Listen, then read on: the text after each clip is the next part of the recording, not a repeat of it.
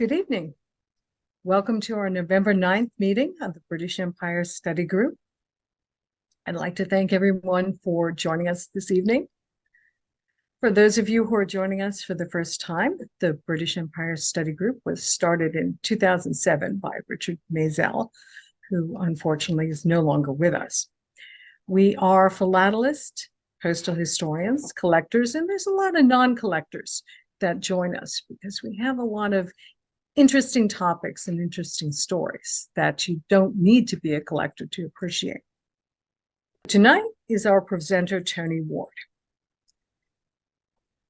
Now, normally you'll see Rob here, but unfortunately Rob had something come up and he sends his regards, and he really wanted to be here tonight, but fate intervened and unfortunately he cannot make it tonight.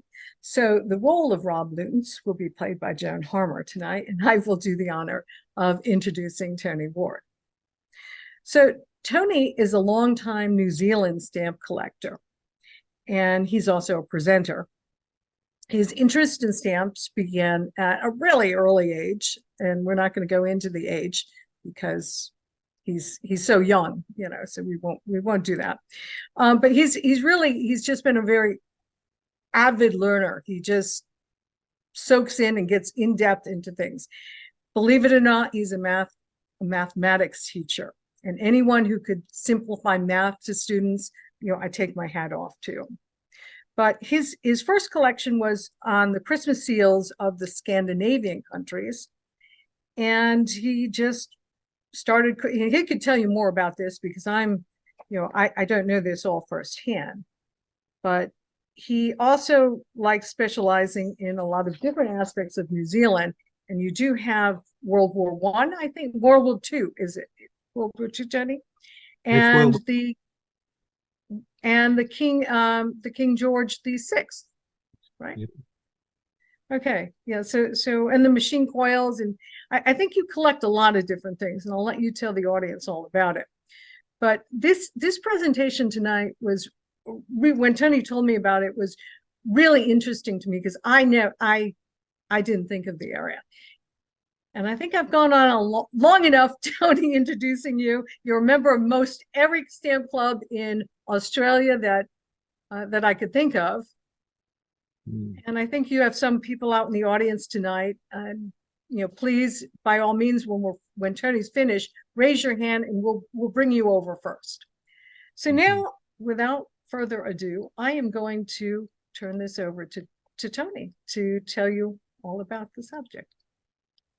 Thanks very much, Joan. And good morning to people in our area, and good evening to people in the rest of the world. It is this work tonight that I'm going to show you is something which is perhaps it's not everybody's cup of tea. It is normally, I guess, stamp collectors go into several different types and aspects. There's the very rich investor. There's the good exhibitor who has very good collections built up over many years. And then, of course, there is the accumulator, of which I'm a member of. And I guess there's also the avid person who is seeking exhibition awards at every possible occasion. But this what I'm talking about tonight are personalised stamps from New Zealand, and it is a little bit more perhaps of an economic measure too. We're just going for ordinary values. We're not going for really high values, and we're not like many of the postal administrations which are putting out 5 or 6 stamps for every set they put out, and they put out a set every month, or in some cases more often than that. It's just getting out of the hands of the ordinary collector. And so I think it brings back a new experience of an old time. Like when we first started collecting, you enjoyed getting the new issues and they meant something. But nowadays, of course, you can't get all the new issues. Well, you can, it's if your pocketbook's big enough. But it is really good to be able to procure some of these interesting issues that happen. And it gives a good feeling when you actually get this, when you get a new one, it makes for, it's a bit of happiness when it comes to your screen. But that's enough. Look, I'll now go to share screen, and I go there, and I go there. Right, here we go. So this is what we're talking about now. This is new collecting for various folk, and it should be something quite different to many of you. We started out, New Zealand Post started to put stamps out like this with little tabs on it in which you could get your picture placed on it. And this was very popular with things like weddings and, well, it was the usual big three. It was arrivals with births, it was weddings, and of course it was departures with funerals or memories or of past lost ones. And it covered everything. The original New Zealand ones, you would often get them in single value sheets, and then they went to mixed denomination ones, like for example here, where you could get your individual photo put in the middle section and with various values. Now pairs of these stamps with the little tab on it, with the picture on it, whatever it happened to be, they're not really worth anything, which is a problem. But you try and buy them. You try and buy a genuinely used example of one of these stamps with the tab on it, and the dealers think they're of no value. They're not really interested in holding them in their stock. But as I say, no value, but you try getting them. It's quite a problem like that. So here was one of the ones in which we used the dancer's feet, the ballet feet. This was one of the original cowls, or not one of the original cowls, but one of the cowls with the dancer's feet. And we couldn't resist doing this cover. This was a bit of a stir for some of our All Black friends over there in New Zealand, and we felt that well, at one stage they were a little bit like dancers. There are various covers like this that exist, and we also have them where they have two values on it, not just the $1.90 one, but also the lower value one where it was going to Sweden. But this was this is how they appeared. You can, I shouldn't be pointing to the screen, should I? But you'd actually have the stamp, and then the tab would be alongside it. Right, and then they started with the deregulation of the postal system in 1988, which was a little bit of a concern. I can't quite understand when you have a monopoly why you sell it off, but I guess the bean counters are very important for this sort of thing. And then it went into many smaller little local companies, and then they decided to make up. They were able to have, instead of just having your envelope with your name on the envelope, you were now able to put your actual stamp, your image or your logo or whatever on the stamp. And so suddenly it was a new place of advertising. And so you got things like the Mad Butcher. Now, how could you not, if you got mail with the Mad Butcher on it, how would you not go back there to get more next time? It's really quite smart. And they were really quite interesting. You can read the tiny little numbers down on the lower right. So every time there was a new printing, there was a different set of numbers there for the date. And yes, there was quite a lot. Here's a few more of them. This is in the black sheep type material.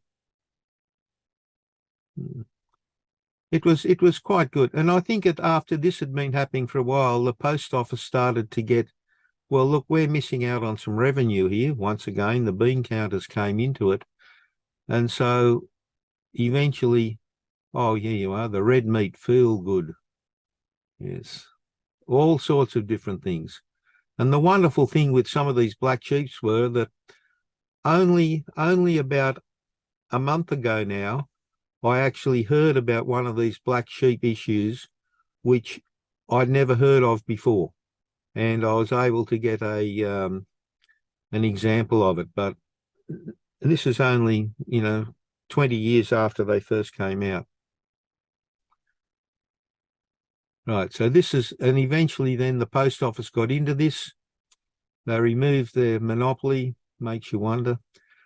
Right, and then suddenly the CALs, they started the customised advertising labels. Notice they didn't call them stamps, they were labels. And it didn't have a tab. It was actually a stamp by itself. Originally, you started out, you had to get 2,000, and there was a setup fee, and then it came back to 1,000, and then finally down to 500. And every now and again, they would have a special in which you didn't have to actually pay the setup fee. And then back in 2019, suddenly after much discussion, they went into this again, and they brought it back so that you could only had to have one sheet of 50. Now, another reason which perhaps most people didn't think of was that when they had these stamps which had the tabs on them, every time there was a change in postage rate, they had to redesign these stamps, and they had to print extra ones. And of course, this was quite expensive to redesign sets of stamps like that to make a mini sheet up of that nature. And then it was quite expensive. And so once again, the bean counters came to it. And so this is when the CALs came in. And this happened back in 2004. Not a great illustration of it, but I didn't get my copy out to scan for this one. But this was the first one that was made, and it's called the stuffed. It's commonly called the stuffed kiwi one. And from speaking, it was decided that probably 400 of these were done, and it was done as a donation or of some sort by the post office to the Wellington Festival in 2004. It was a bit of a trial run for the people. And the stamp, this particular stamp is a fairly expensive one. Originally they were selling for $1,800 each, but now you'll get one for about, you can often pick them up for about 1,000 or a bit less.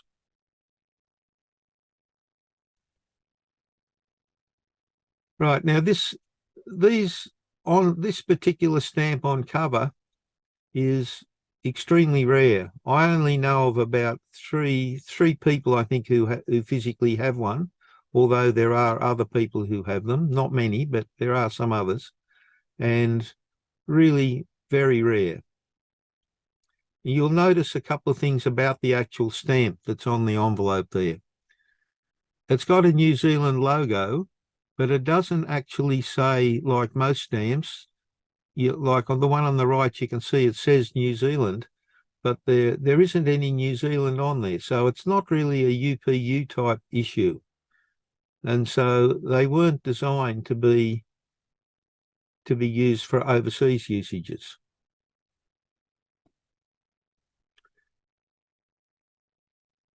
There were some extra ones which were done at 5 cents before this one, and they were just used as a postage rate top up. But the next main one, the main value, was the BMW one. And once again, notice there's only a logo, but there's no real New Zealand there. You'll notice that the sidebar is grey, and they're quite rare, but this one is you can get it. And here's an example of it physically used in period. Getting them used on cover is a little difficult, but not impossible. This is my favourite item. The stamps weren't, because they weren't UPU, they weren't meant to be used for overseas mail, and it was publicised there in New Zealand that no, these stamps are not for overseas usage; they're just for local usage. And to get a cover which was sent to me from BMW with a pair on it going overseas is just a little bit rare. I believe this to be the earliest known overseas usage of one of these stamps. There may well be others. They may not have survived, but if they have, I haven't heard or seen of it. And so it's rare enough to have a pair, but to actually have one going overseas is quite good. And so we did the one with the ballet feet on it. And suddenly there's I can't see the side with the names. But this is the one in which the sidebar is now red. That may not be visible behind the name bars. But the sidebar is now red. It could be white if you actually went through with it, but you had to have a really good reason to ask for a white one, a white sidebar. And about the period when these were being done, you'll find that there was often a lot of clumping in the dies, and sometimes you get splotchy type prints.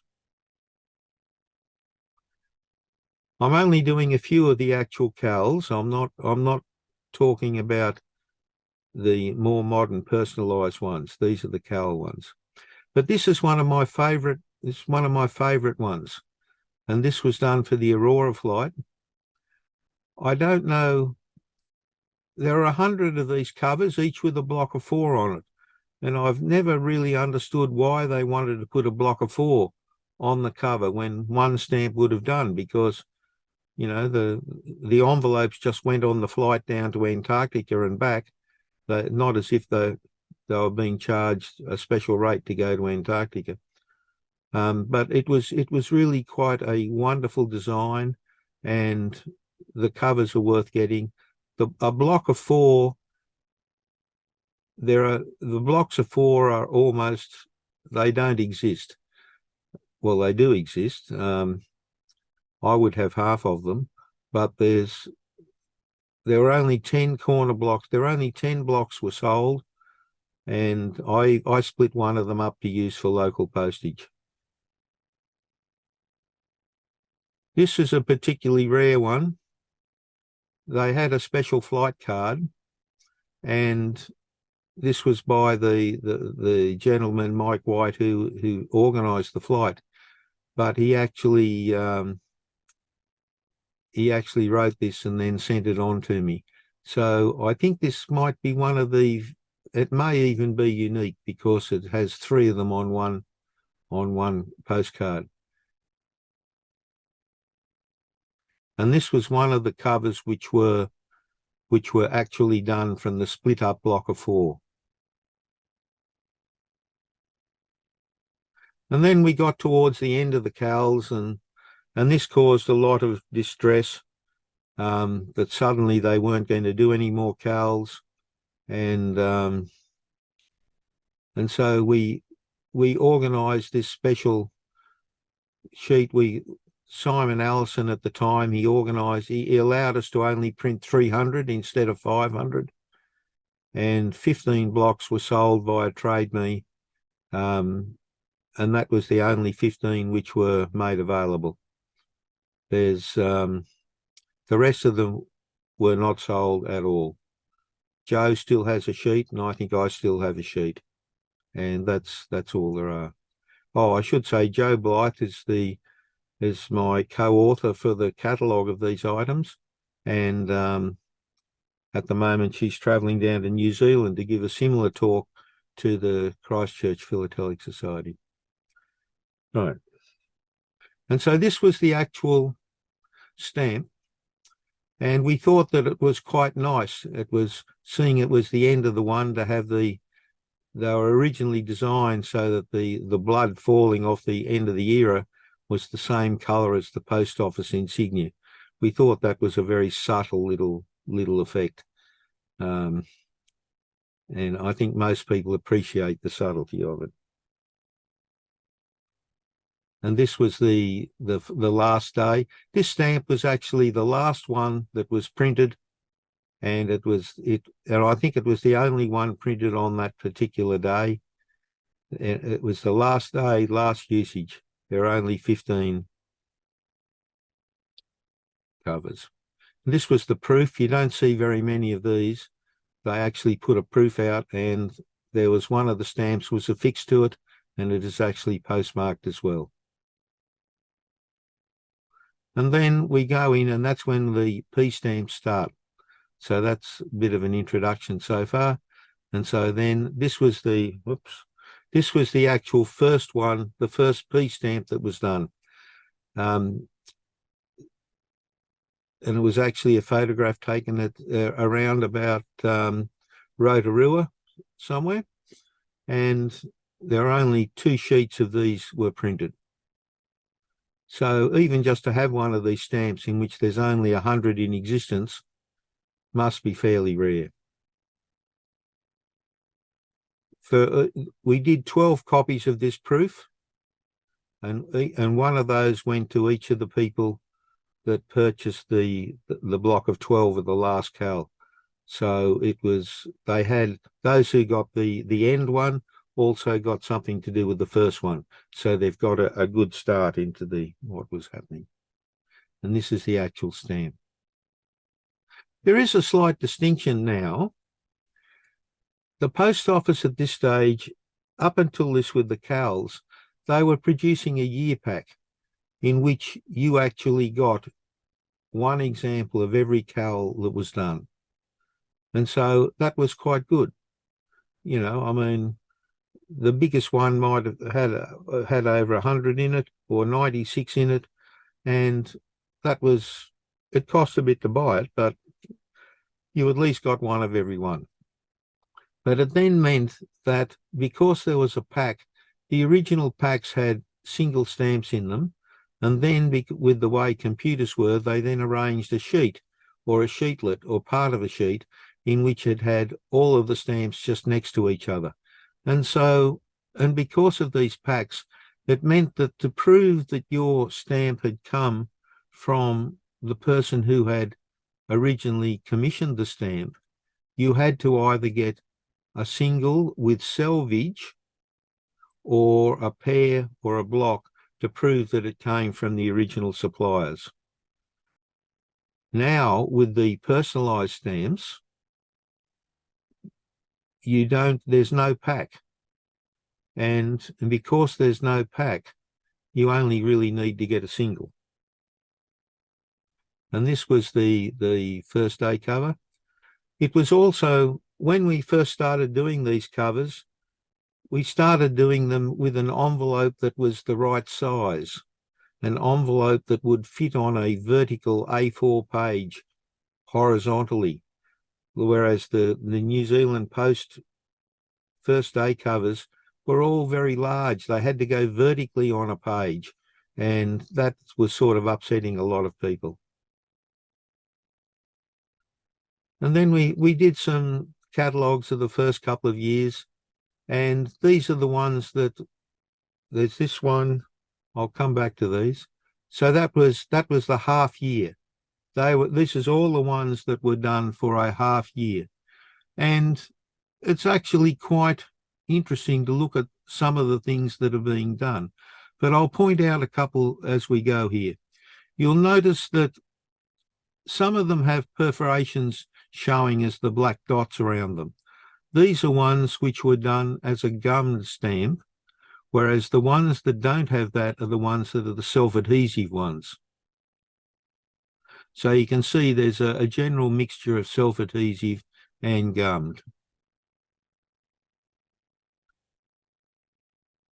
Just think about how this is as far as a topical collector is concerned. You know, there are so many different subjects here for a topical collector. And and if you've got some of these, you can almost safely say that nobody else in the world that collects your particular topical subject will have. The ones here that start with the NZSDA, that they actually came from a booklet of 10. So you could get a booklet which had all 10 of those stamps in it. Right, they go on. Right. Okay. This one magically appeared back in October in 2018. This stamp appeared on eBay. And this caused a little bit of disruption because we had no idea who did it. From the Cal period, we had a very good network of folk who knew what was being put out, and when the Cals were being put out, we would get a list from the post office after the month saying which the ones were that were put out, and they didn't actually tell us what they were, but they did. Yeah, they didn't actually tell us what they were, but we saw a picture of it. Now, even though eventually we saw this picture, we still didn't know who did it. And it was actually done by a Russian. And it was quite tricky originally to get the blocks, but eventually they came through via Russia. And he's done quite a few. And if you were actually into collecting Antarctica type material, excellent, excellent. Just what the doctor ordered. And there's only one sheet of 50 of each one of these were done. Only one sheet. And then next lot here is, I should say these are coming up in all sort of odd orders. I didn't clump them together too much. This was done for the Garden Society there in Christchurch. And naturally, being the people that were organising it were into the various stamps, and they produced some colour trials, but it was when you went to the dinner, you actually got this. Once again, the flower collectors would love it. Then there was some rogue ones done with they actually used a picture of the World Cup for the Rugby World Cup. And that caused various problems with whether they had the right to use the image or not. And then it was suggested that it was taken and a little bit of Photoshop to get rid of the backgrounds to it. There was a self-adhesive and gummed. They were quite tricky. They were difficult to get. Yeah, they were quite difficult to get. Oh, and I should also mention to you, you'll notice with the gummed one, the difference in the perforations. They're nice and even, whereas on the self-adhesive one, die-cut ones, you'll see that they're much coarser, and so you can tell the difference between the gummed and the self-adhesive if there are two, for example, or just on a cover. And so we had this problem getting some of those previous ones with the All Blacks. And so we did another one, which was our version of the Rugby World Cup. And so that came up quite nicely. And rugby, of course, is very popular over in New Zealand.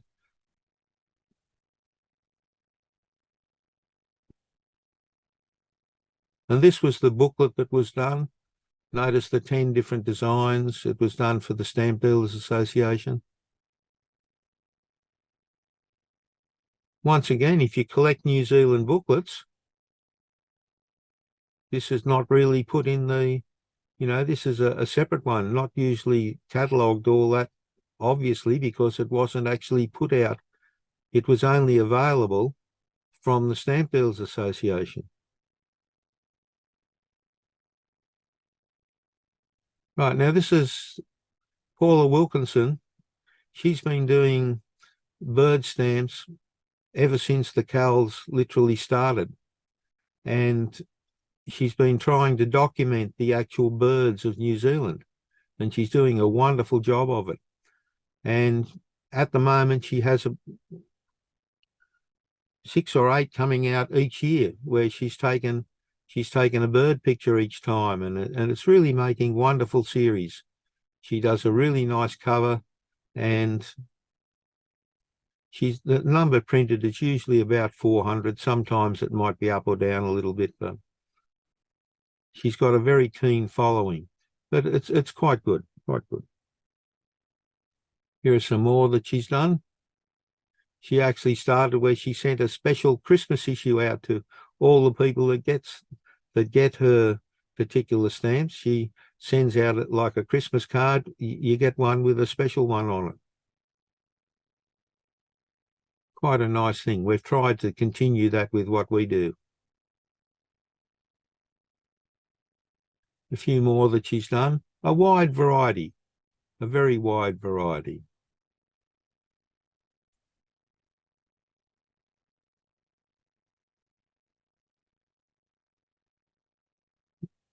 But there was one small problem here, that Paula had the stamp printed, but then the postage rate went up, and so when she was doing the covers, she had to add an extra 10 cents for the actual cover.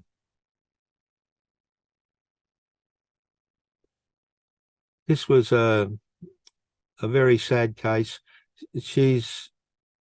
Sheridan was an excellent artist, and she actually did 2 stamps for us, but it's really quite magical. I think the covers, they work quite well, and yes, that was one. She's quite a talented approach to her artwork. Once again, though, fairly rare.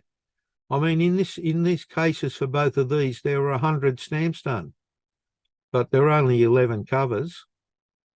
So once again, fairly rare.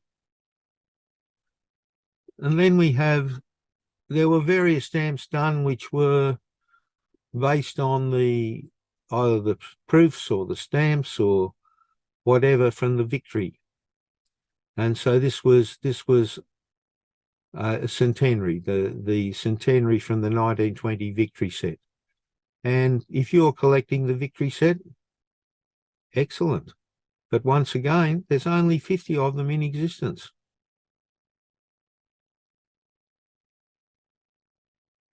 And there were various covers that were produced, in which, in this case, you can get various different forms of how the essays were done and how they compared to the original stamp.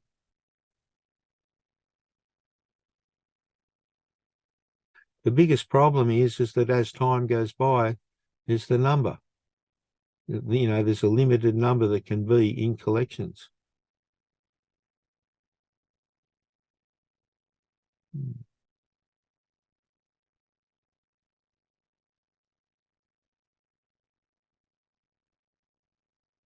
And then we did a few more in which there are special, of course, having a special interest in the 1960 pictorials, we managed to do quite a few of these.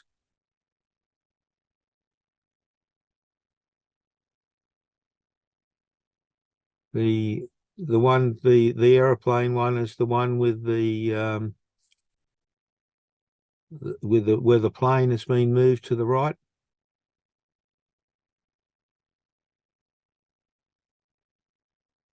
And it's a slight colour difference and also for the 2 shilling one.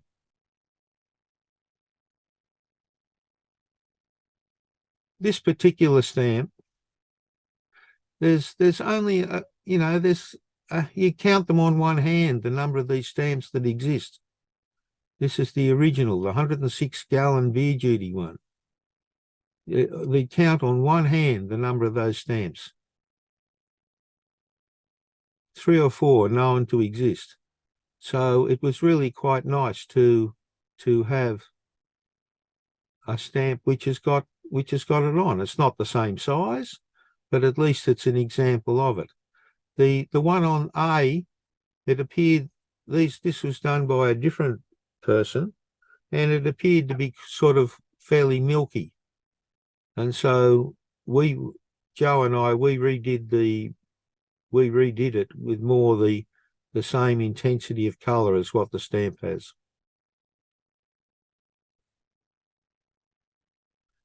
This is a favourite one of my own. It's these revenue stamps, you know, an £18,000 stamp. Only 4 of these particular stamps were printed, and it was used for various probate purposes, tax purposes, but basically probate or stamp duty purposes. And, you know, they're not worth, you know, they're a few $100s each one, but they're, you know, just to have something which had a face value of £18,000, and it is quite incredible. And so that is what the stamp has. It's a little piece of history. We also did there's a £10, the actual proof of the £10 law court stamp. I don't mind when they're actually a stamp, or a proof or something that does exist. However, I'm a little bit worried about the other two, the £75 one, because that's purely fantasy. It doesn't exist. And the £5,000 one doesn't exist either. So I'm a little, I can't see the point of producing stamps that have never existed. In the 2020 International Exhibition, there was the stamp done, and these were used on the actual breakfast programs. Quite a novel usage. It was quite good.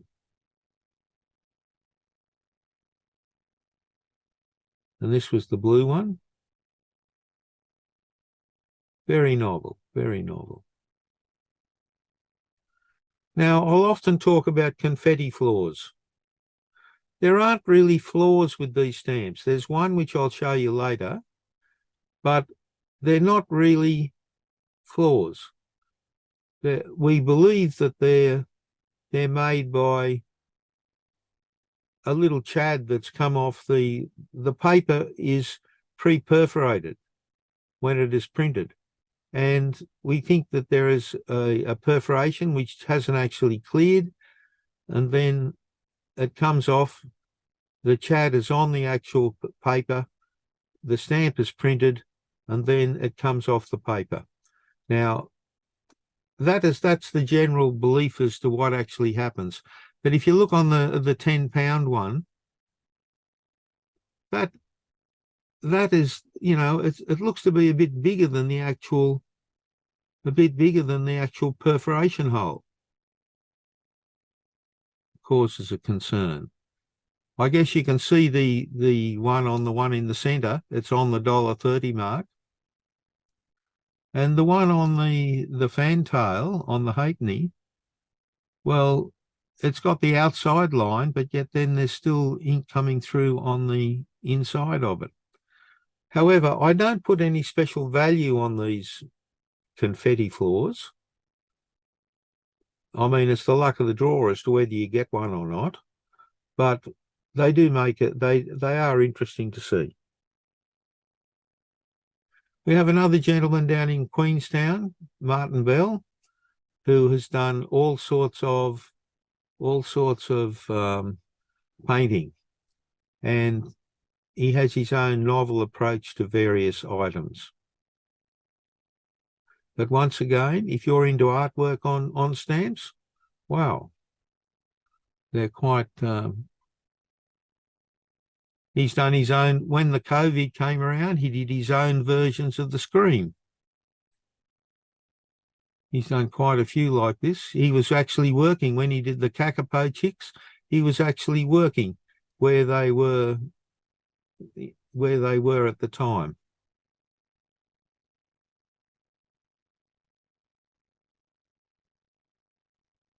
Here we go. Yeah, they were from his original drawings.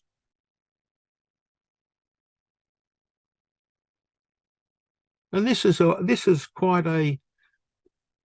the Soil and Health Association. This was a group of gardeners who, it was a local gardening group. They tried to, well, as I say, grow organic. They tried to grow their own vegetables, to grow, it was a little collective group. And yet they were sending out newsletters. There weren't a lot of people doing email newsletters at the time. They were sending out newsletters, and the cost of sending out the newsletters was becoming prohibitive. And so one of the collectors was a well-known Cinderella collector. And what he did was he said, look, collectors want to buy these stamps. We'll sell them at twice face value or whatever. And they sold them to the collectors. And in doing that, they covered the cost of their postage. And so suddenly the collectors were happy to get examples of it all. And the gardening group got free postage for their newsletters. It was a good little business model, and it worked very successfully for them. They did it for many years, or it might be 3 or 4 years in a row. Here was another one.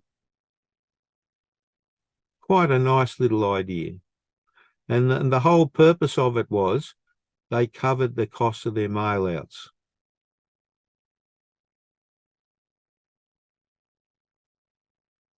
A special usage? What could be better than doing this for your father?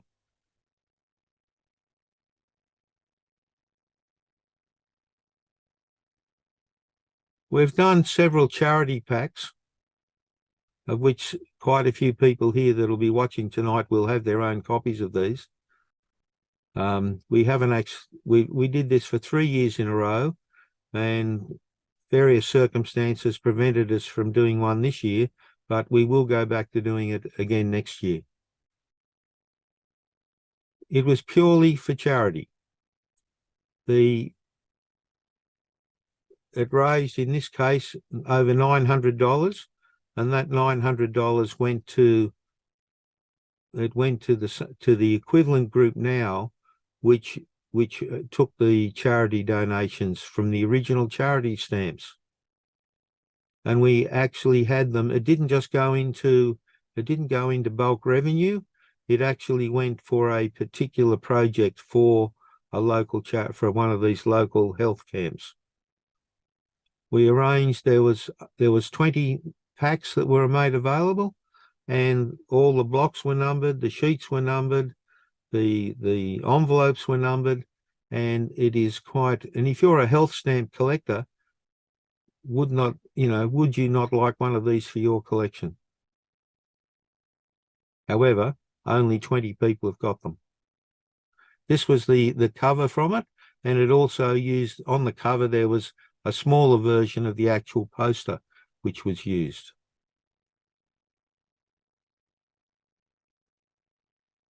Terry Hancock's in the UK, a specialist in this material, produced an insert card which went in the envelope, and it actually gave the actual stamp was, from memory, it was row 1, number 1. Yes, it was.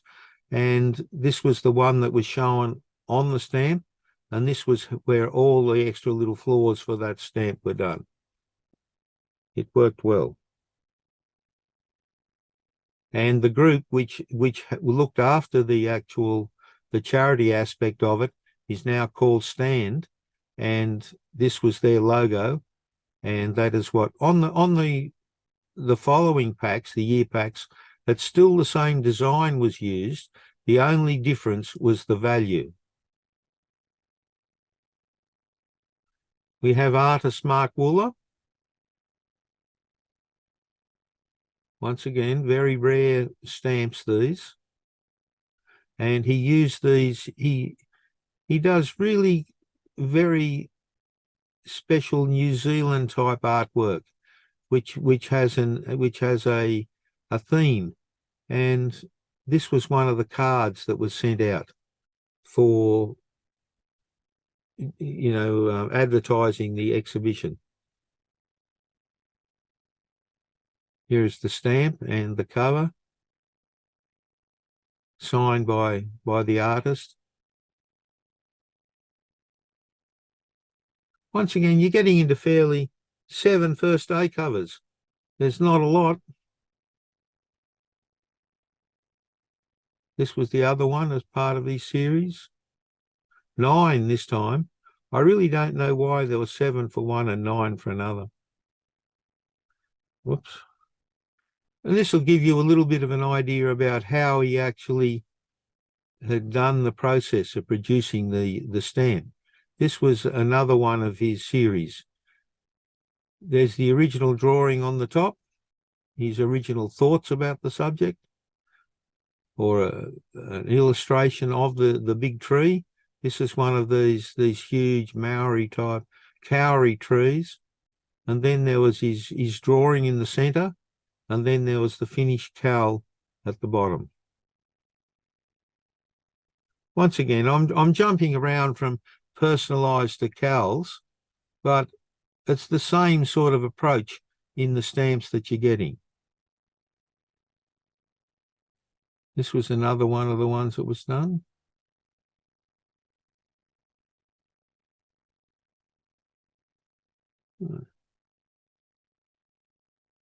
Once again, flowers are very popular.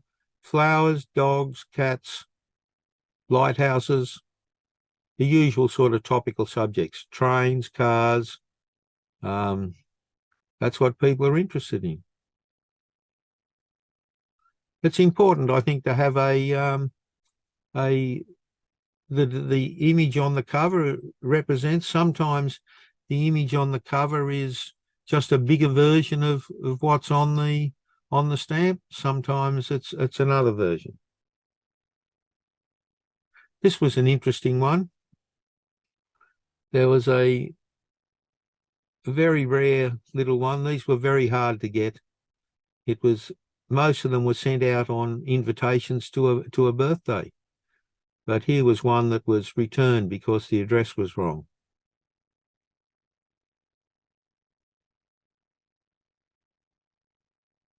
And the other stamp was used then on the dinner menu.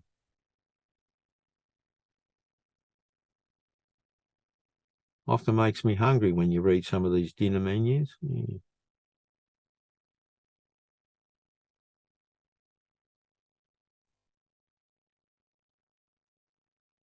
Regularly, yes, I think this worked out quite well. I think the cover matches the stamp very well.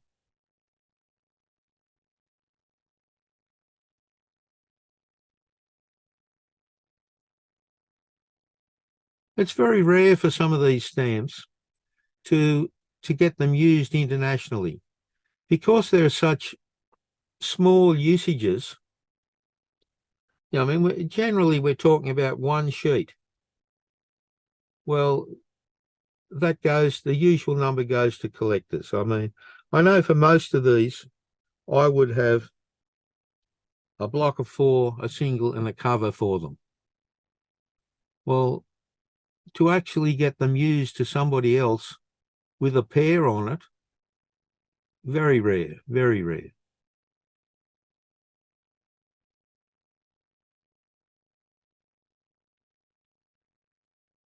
In this case, although it's the same image which is on the cover as is on the stamp, it's often nice to see a larger version of it. You won't have seen anything like this before. This was a gentleman who used to like doodling, and he would doodle creatures, and it was quite fascinating, quite fascinating. My mother was in a nursing home, and was one of the other chaps who was also in the nursing home, and he showed me his whole artwork. And so we did some stamps of some of his artwork.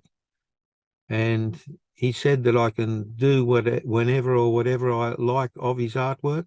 And I've still got copies of all of his artwork that I can do or use whenever. But they're quite different.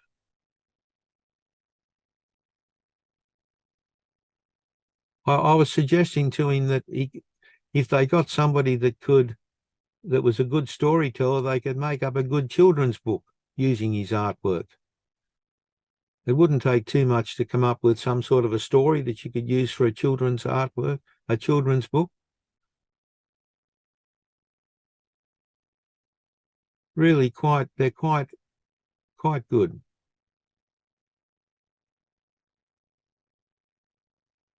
And then suddenly it came out on the news one day that the kakapo had been made Bird of the Year in 2020. And so in the space of hearing that one morning on the radio, before lunch, I'd contacted the photographer who was been out and photographing these birds, and he'd organised for me to be able to use some of his images, and we'd ordered the stamps on the very day that it had been done.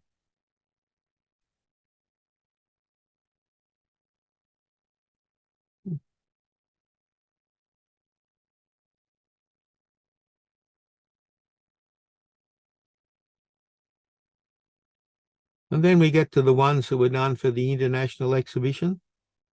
We learned something when this happened.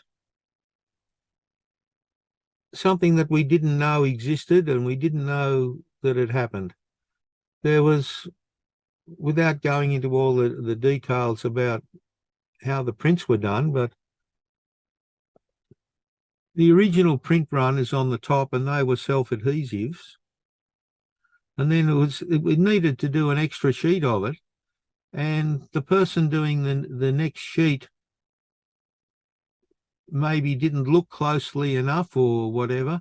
But when the image were put in, they were a little bit smaller.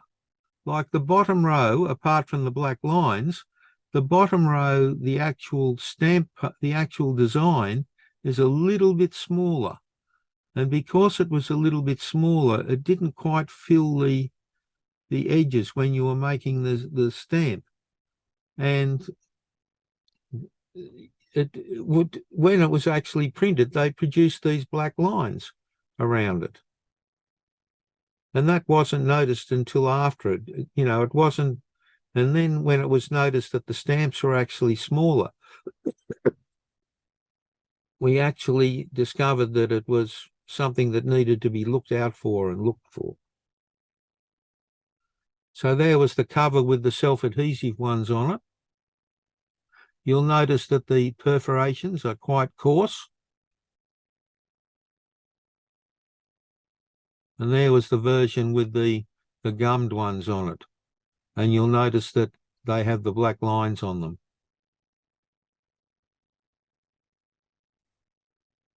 And then here were the gummed versions, and the same thing happened. It was completely unintentional. It wasn't even noticed until the show was in action.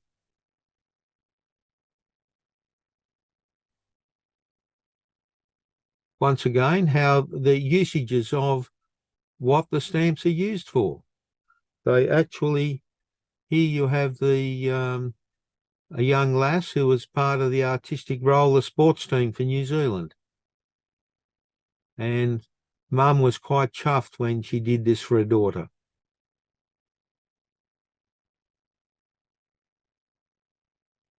Dogs, and dogs. So many different dogs. I know for Mitzi, Runty, Diesel, Hunter, Shadow, Mitzi, I'm still waiting to get a family tree for these dogs. I think that would be quite useful to have. But but people's dogs are, it's everybody likes their own dog and they've got their own pet, and it's quite important.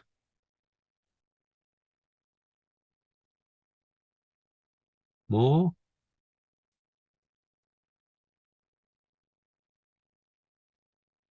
And then we've got a couple of cats in. Dogs are still being done. And in fact, you'll see later, we've just done, the last one that we did was another cat. This is On the Way to Paradise. Paradise was a small little township just to the west of Queenstown in New Zealand. But once again, a fairly rare little item. And I think I think they look nice. And I think if you opened up your mail and someone had sent you one of these stamps and a cover, I think you would be quite happy. This was a very interesting example, this one, and it shows quite a lot of different features. This is Bo Liebergreen and Terry Dixon. Terry had recently just passed, and Bo and Terry were very good friends, and they used to go to the stamp shows together and all of that. But it'll show you the differences between the types of printing. First of all, the original stamp, the cowl with the red line, the red bar, was printed. So the one in the middle at the top is the original. And the gentleman that organised this for Bo was well known for printing in the selvage of various stamps. And there's a whole story about his Tibet stamp that he did years ago. So he printed a notice about this on the selvage of the stamp. He's also well known for producing proofs, if I can put it that way. He's got his own perforating machine, and so he's actually produced a proof version of this, which of course he had a penchant for actually putting on stamps and using them for mail. That was just breaking a few rules and regulations. You can see that with the proof, he's actually copied some of the perforation onto it and then reperforated that. But then Bo needed more stamps because he was using them on his mail, and it was a very fond memory, his friend. And so there was actually 5 reprints of the stamp. And you can see the difference between them. Firstly, on the bottom left, you'll tell that's the self-adhesive one because of the perforations. And then if you look at the other 4, well, you can tell by the difference in the amount, the image, where it is, how much of the stamp album is showing. And so you can actually see whether it's a horizontal stamp or a vertical stamp. But you can see so there's actually, if you had this in your collection, you need to have probably 7 items for the one. And they make an interesting page. There's been a lot of stamps done for Wolseley's, and there's been quite a lot done for actual stamps.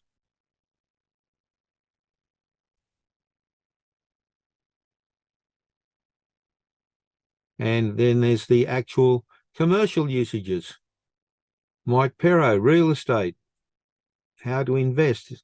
Mike Pero he was an investor, a financial person, and his name is being used. He's now, although he's not any longer with the company, his name is still being used by the company. And commercially used, we were very lucky. Joe was very lucky to get this actual copy, and the problem being, of course, that it got wet. However, still rare. For the 75th anniversary of the bombing in Hiroshima, the 3 stamps were produced. Now you'll notice that two of them are gummed and one is self-adhesive. Now why I did the self-adhesive one was because the self-adhesives are printed on gummed paper. Oh, sorry, no. They're printed on the self-adhesive are like a glossy paper. And as such, the colour comes up much better on the glossy paper than it does on the paper used for the ordinary gummed ones. My friend Lester recently did a trip down to the Catlins, down on the bottom of the South Island. And these are the stamps that he produced from it. The one on the second from the left on the bottom, that one was used for the newsletter for one of the stamp clubs in New Zealand, in Christchurch. And then there are the other images. Now, you'll notice that there are a couple of variations there, and that is the $2 ones were printed later than his original trip ones, which were done at just before the prices changed. And one of them you'll see is upside down. Well, the $2 upside down. He'd done that, and then he realised after that it was printed, and so he said, well, it doesn't really matter. So there's an inverted one as well. Sometimes the one on the top left, when you have a horizontal stamp, when you'll notice that, for example, the one with the falls on the bottom row, the actual space that you can use for the stamp is squarer than the one for the vertical stamp. So there's a different ratio for the two of them. And so for the one on the top left, it being a panorama, more of a panorama type photo, it's nice to actually rotate the stamp. So to take the vertical stamp and turn it on its side so that there is more room to fit the panorama in. And the collectors are now coming around to the point of view that who cares whether the $2 is on a side or upside down or whatever, long as the stamp fits well in the space.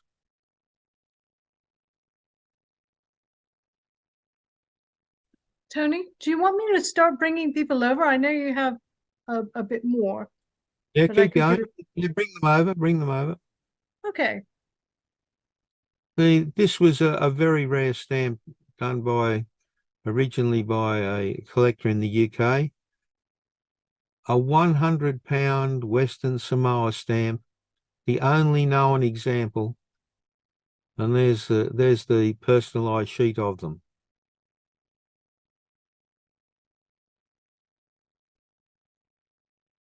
Imagine what it'd be like to have the original sheet of 40 or whatever it was, 60. Also imagine what the value of a 100-pound stamp is, 1930. Right, here's a couple of points about this particular stamp. On this block, there are three. Well, this is actually taken from the sheet, but there are 3 confetti floors. Once again, the confetti seems to be slightly larger than the actual perforation. So I've always, we always thought that they were just the chads, but maybe they're a little bit bigger, but it's the only way to explain them. It's quite interesting. I don't put it, there's no particular value on them, but it's just nice to actually see. Nice to have some with confettis. And so quite often you'll find here, I'll show you a confetti floor, but that's about the only error except for one other that you'll see. And here are the other 2 stamps that were done in the series. This is showing the other slight error, by the way. Let me go back here one. And notice that it's off, the stamps are over to the right. Now, maybe this was because the sheet was just the take up on feeding the sheet into the printing machine. It was a bit slow, and the perforations were into the actual writing. There's been a few where this has happened, but it doesn't mean anything.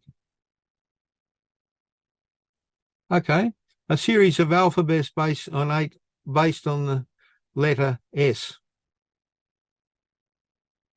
Can you pick them all? There was a group of 8 people. They had to produce an image. They had to send me an image that was based on the letter S. And this is what they sent me. And as a result of all this, they all got a block of 4, a single, and a cover of each of these stamps.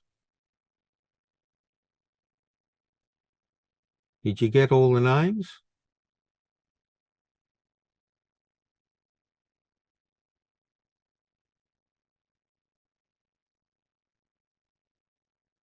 I guess the silver eye might have been a bit hard if you're not familiar with that particular bird, and the shearing shed might have been a little bit difficult.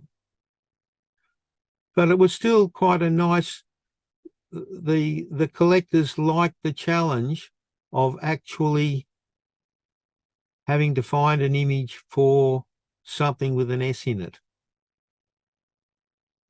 We're very strict on when people are doing this with their images. They either have to take them themselves, or it has to be a royalty-free image, or something which they have actually used. They've got permission to use the image. This was the Christmas card that we sent back in 21. I'm wondering why when I put this, oh dear, I didn't notice. When I moved the picture of the block of 4, I've reversed it. Anyway, so that's not an intended reversal. But it's quite interesting that the envelope which was sent to me here in Australia with the 2 on it never actually did reach me, which I'm a little bit disappointed with.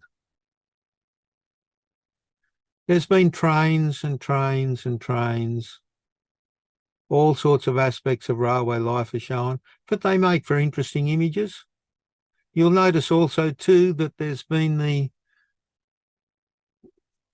ones with the red, and then they went to $1.50, and the New Zealand name went to black. I couldn't resist doing this one. We did this one as this was during the COVID bit, and I'm not really impressed by the confetti floor which appeared near my nose. It was a little bit unfortunate, that. Being a mathematical person, a cardioid, an envelope, it's quite interesting that this curve is made up of nothing but circles.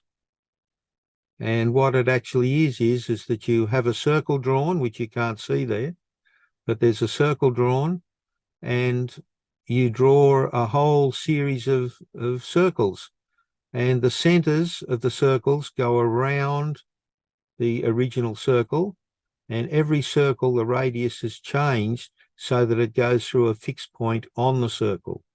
Now that produces a thing called a cardioid, and if you actually move the fixed point to inside the circle, you get a curve called a limison, which has got a loop in it on the inside. And if you move the point outside the circle, you then get another version of a cardioid in which it's a circle that's flattened on one side. So that's your lesson for the day. But people that collect mathematics and mathematicians on stamps, wouldn't they love to have one of those?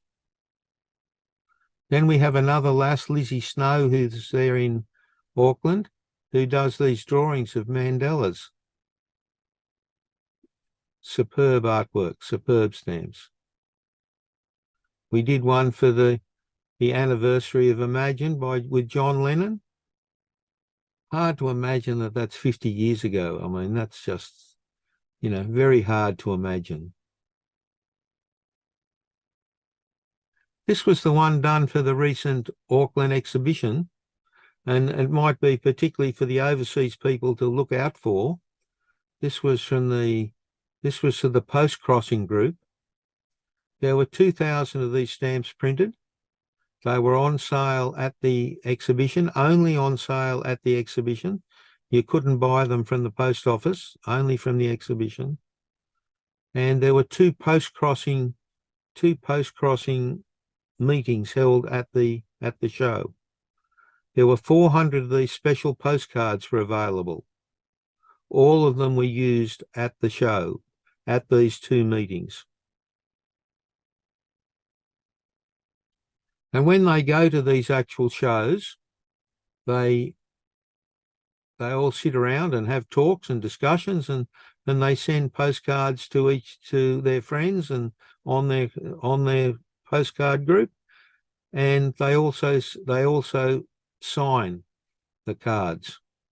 So this one, for example, has been signed by 1, 2, 3, 4, 5, 6, 7, 8, 9, 9 people that were sitting around at this meeting.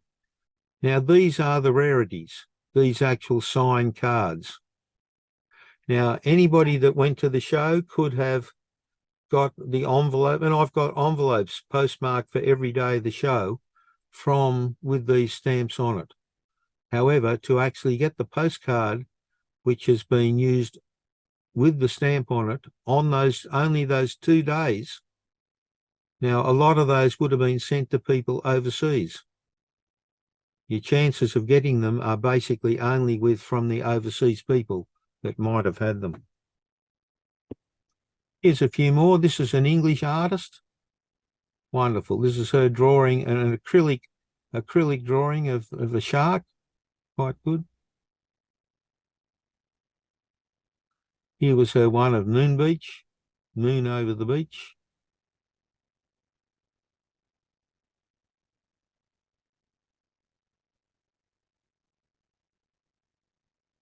This was the next Christmas card.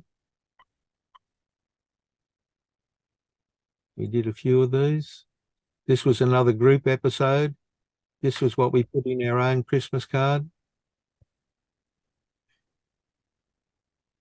And then we had the actual groups. These were the actual stamps that were on them.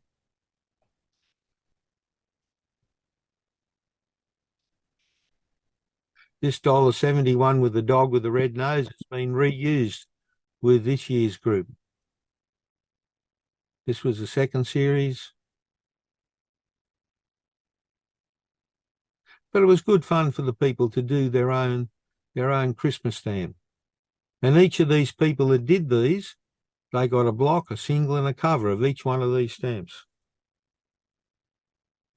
The covers look quite attractive.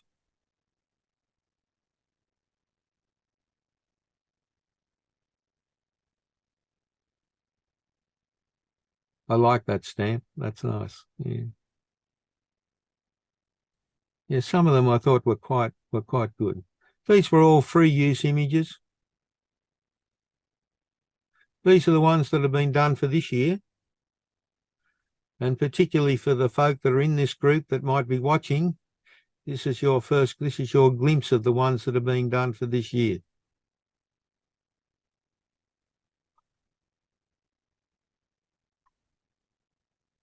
There's the one with the dog with the other one with the red nose, but it's now at $2 rather than $1.70.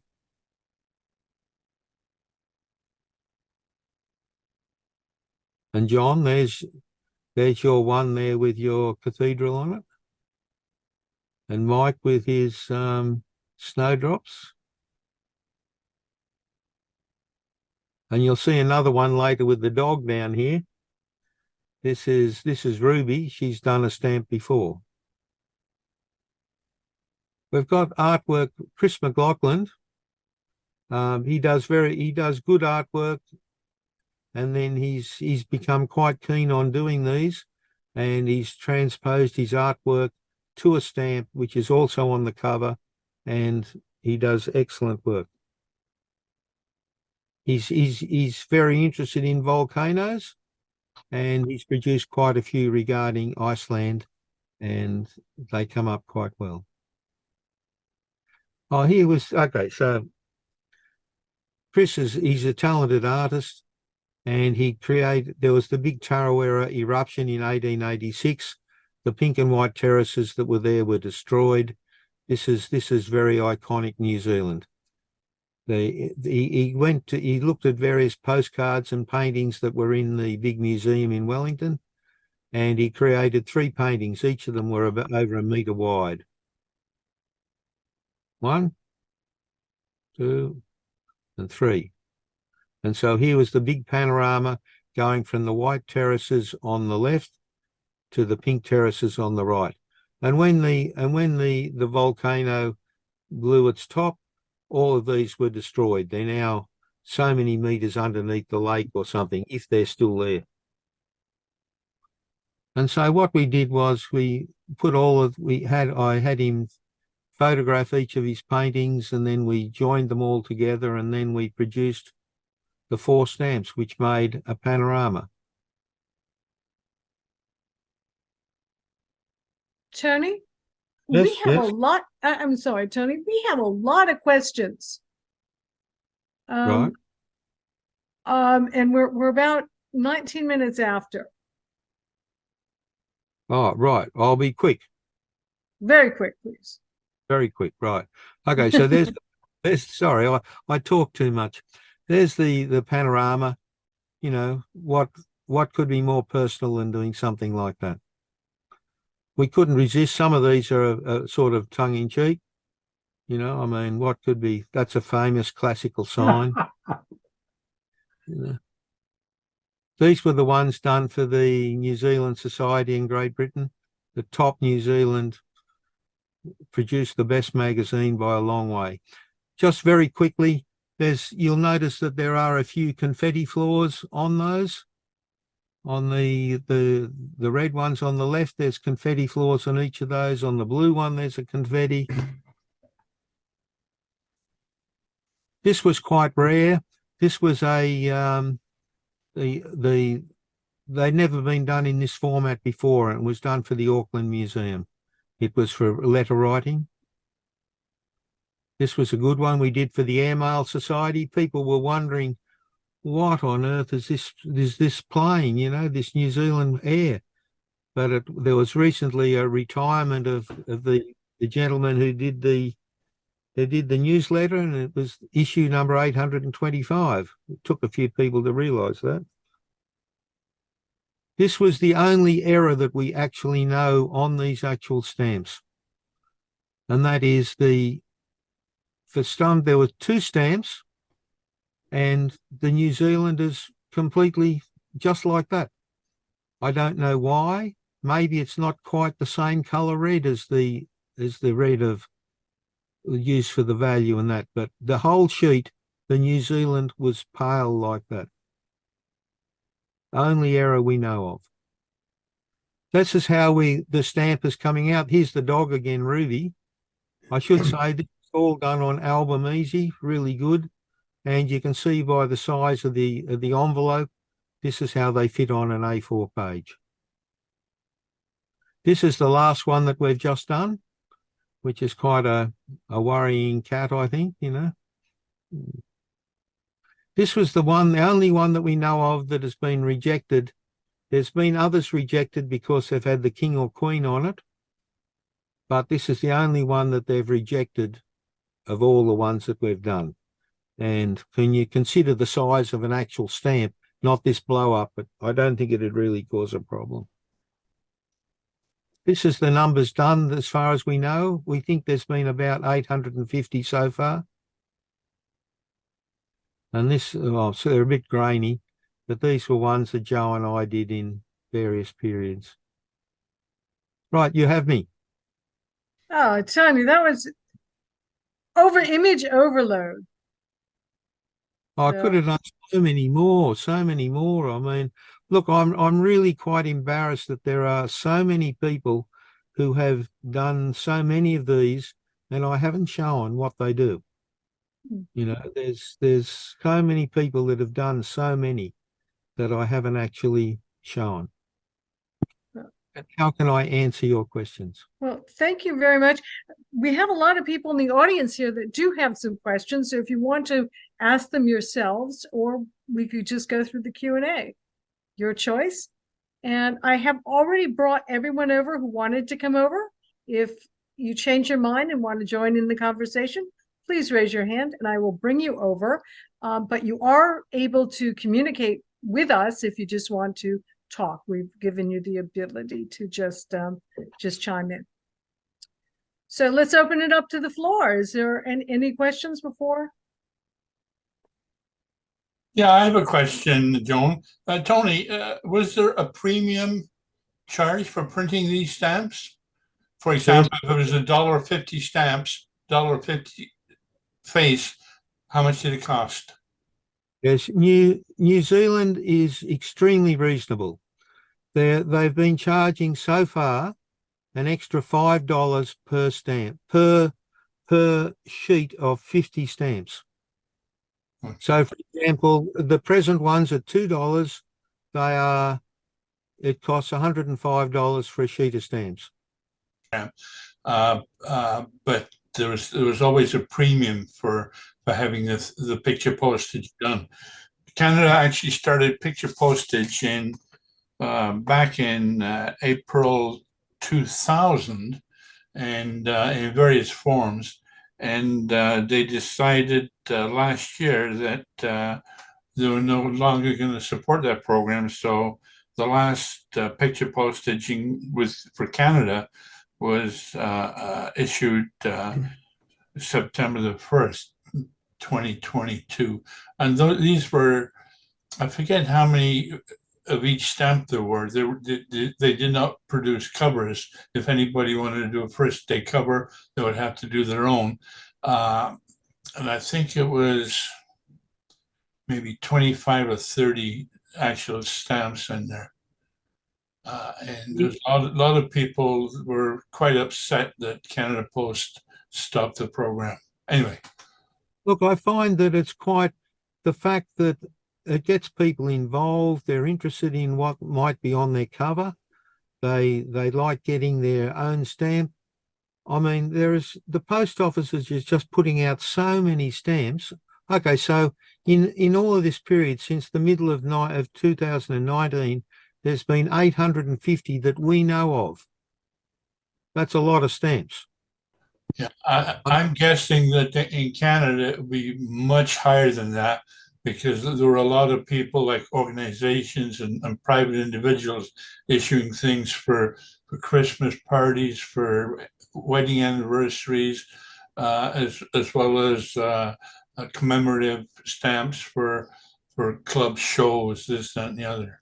So I'm sure I'm guessing it's in the thousands, Tony, in Canada.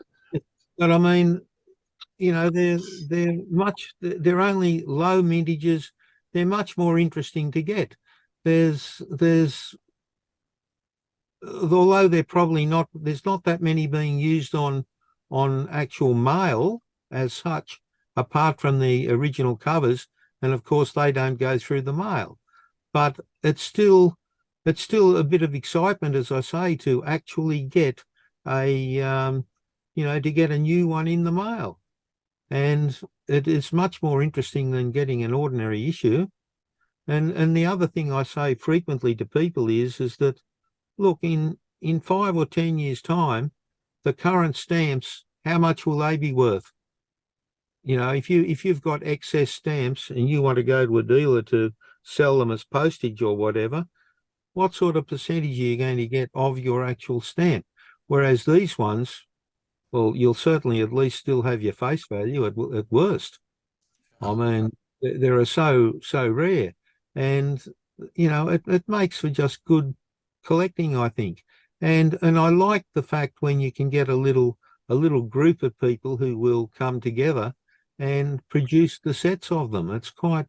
It makes for an interesting little bit of personal collecting that brings the collecting to an affordability that ordinary people can afford.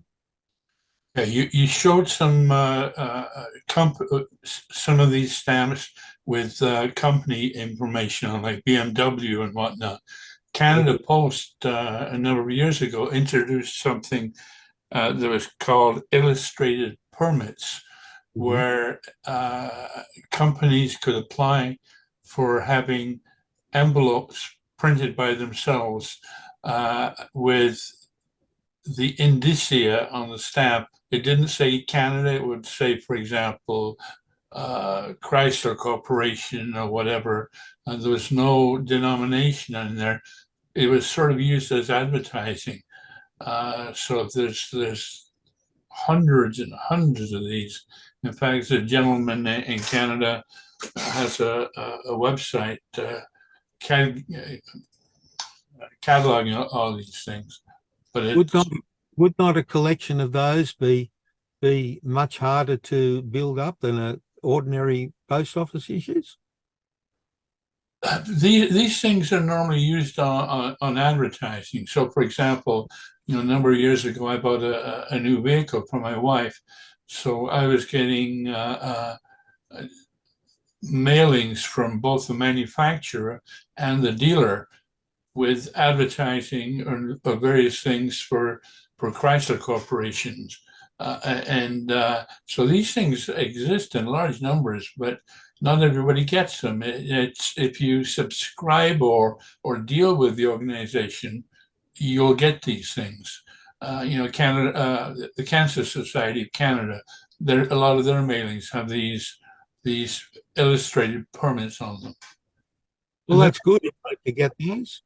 I beg your pardon? Good to get those, isn't it? It is. I have several hundreds of these because people give them to me. Collectors give them to me. They're not interested in them, and so in fact, on Sunday I got another 25 or 30 from a friend of mine who used to collect them and no longer does. So all the new ones he gets, he passes them on to me. So anyway, I've done enough talking. Frank Bloom, you have a question? Comment. It's not really a question, but the US did the same thing, only we had 3 or 4 different private companies that did it in contract with the Postal Service. And that program has also ended a couple of years ago. It's gone. Basically, the Postal Service wasn't making enough money out of it. That's the bean counters. The bean counters. It's because there was substantial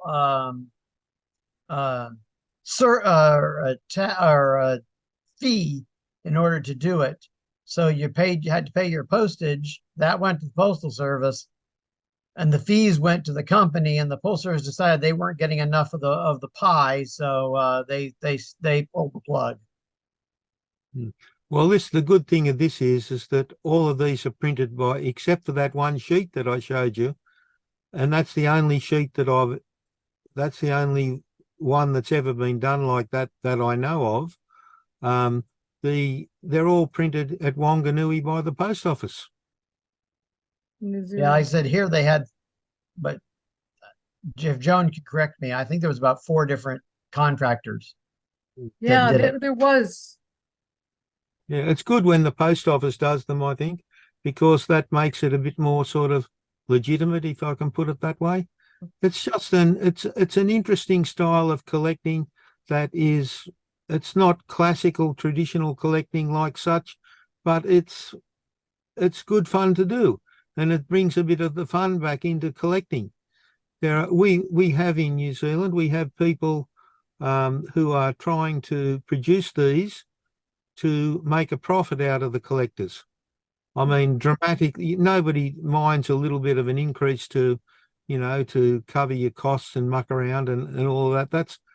There's no problem with that. But there are some people that are trying to charge an excessive amount, and all of the core collectors, if I can use that phrase, all of the core collectors are just not interested in them. And because they're not interested in them, these people are falling by the wayside and they're not producing them for these excessive prices. And so it's forming their own little group of collectors who are interested. Yeah, here they I collect them, just whatever happens to fall my way. But there's millions of them. You're talking thousands, there's millions in the US because Yeah. companies could do it, people could do it. They did it for weddings. You got it for everything. Somebody just put their dog on it. They like their dog and whatever. So it got Like I was really saying- Yeah, like I was saying with the tab ones, the stamp dealers aren't interested in them. They're not of any value. But I've got a couple of big folders which are absolutely full of the ones with the tabs on it. And I always say that if you went from the top of the North Island to the bottom of the South Island pre-COVID times, when there was a lot of the little meetings going on, if you actually went and you bought, you wouldn't be able to buy these stamps. They just would not be available. But yet you don't even know who some of the people are on them. But so what? Does that really matter? It's an example of stamps. Well, Yeah. I have my own stamp. When I retired, they bought a sheet of stamps for me and gave me a sheet of stamps. So I have my own sheet of stamps with me on it. So And Well, what did you do? Yeah, someone brought up the copyright issues, I think, that we had in the United States that they don't have in New Zealand with the oversight. But Mark yeah, that was Holmes, part of the problem. Mark, you've been waiting patiently. Yes.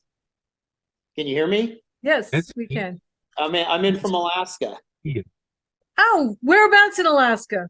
I'm just about 45 minutes north of Anchorage Okay, in Wasilla, where Sarah Palin was from. yeah. We have a Holmes Beach, is it? No, Holmes Beach. Whale Pass is where I have a Whale house. Pass is by Kodiak. Yeah. All right, go on. Your question. Yeah, well, I think I got my question answered. I went on and Googled New Zealand Post Office. So yeah, anybody can get these. It's like $90 a sheet or something. 105. What's that? It's 105. Yeah, And maybe they- it's 105. In the any base- case, yeah, I'm gonna order myself up a sheet right now. Well, you make sure, please, that you send some to me. I'll tell you what, I'll put one in the mail. I will. I'm going down to New Zealand. I go there every year to go fly fishing for a month or two, and I'll be down there the 11th or 12th, and I'll mail one to you. Yes, Yeah. please. So, You so have my you could, email? Do you have my email address now? well, you know what, Mark? I will go ahead and we'll exchange that so that way Yeah, you don't get. I'll mail you one, and now I'll have to mail it from New Zealand, right? Because I won't be able to mail it from the U.S. with that post. Need to mail from New Zealand, yeah. I will mail it from New Zealand. You'll get a letter from me with one of those stamps on it. Excellent. Or just send me some in an envelope. Wouldn't you rather have one postmarked? Both, please. Okay, both. Okay, will do. You better watch it, Mark. You're gonna get everyone's order here. That's all right. That sounds good. Roger, you have a question? Yes, I'm just puzzled by the having first day covers that haven't been through the post. It's a long time since I used to collect stamps. I'm in the UK, but I mean, first day covers had to go through the post on the first day, had to be postmarked on the day when the stamp came out. A lot of Yeah. the pictures that you were showing us didn't have addresses on them at all. Right. Can you say something about that? So if you just go into the post office on the first day of issue of a stamp, and they will postmark that envelope for you. You don't have to actually put it through the mail. Well, it's not a first day cover then, is it? Yes, it's been postmarked on the first day. Oh, all right. Well, it's not. And how it used also to be. too, it's in good condition. It's not I imagine some of these envelopes go through. Well, as I said, one of those Christmas issues, I still haven't got it. In the UK, the National Philatelic Bureau, you buy first day covers. They very carefully put them on the envelope very carefully franked them, and posted them through the mail. It wasn't considered to be a first day cover unless it had gone through the mail. No, I think first day usage is being postmarked on the day. Okay, thank you. That's an interesting question, Roger. I wonder if historically there are any first day covers that didn't go through the mail. I'll have to look through from England. Well, it wasn't considered a first day First cover day, yeah. unless it had gone through the mail. That was the whole point. Yeah, the US days. US doesn't require them to go through the mail. And when they do put them through the mail, they come in a separate envelope anyways. They Yeah, 'cause cancel them in the thing and send it on to you in the mail. Because I thought I've seen in a lot of Ours our, up to 30 days later. yeah, I thought I've seen in a lot of the collections that we get in a bunch of quote first day covers that have the postmark but no addressee, which I too thought was a little strange. But I think it's a matter of, I don't know how the judges would interpret that. Rich, you have a question. Yes, I happened to be in St. Martin when the post office unveiled its camera, and I was probably among the first to get personalized stamps from St. Martin. About 2007 or 8. Do they still have personalized stamps? I haven't been there since 2017, so I don't know. It may. This is St. Martin with the double A, is it? No, yes, it is the Dutch, the Phillipsburg, the main post office.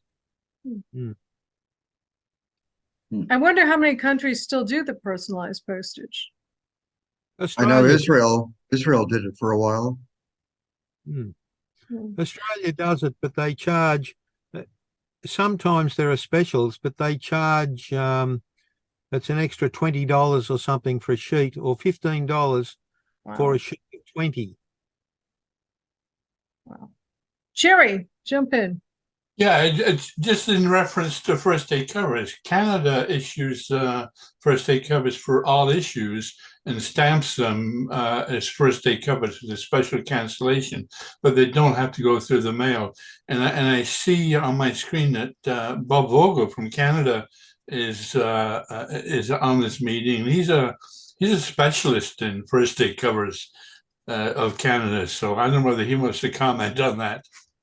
Yeah, it's not required in Canada for sure. They'll hand them back to you.